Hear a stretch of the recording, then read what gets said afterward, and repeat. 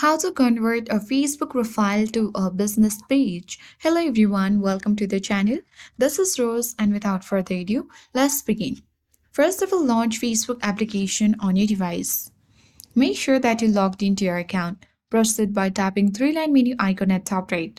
Scroll down and now navigate to pages at bottom right.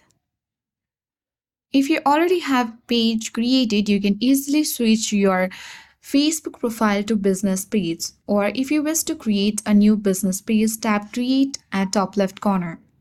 Now head towards either that's personal profile or public page. So let's choose public page as we are creating the business page. Now tap the next button at bottom of your screen and enter your page name. Tap next button once you are done with the name. Select the category for your business. Now tap on Create button. Choose your goal, either to promote your product or services or to create content and connect with fans. Tap Continue button.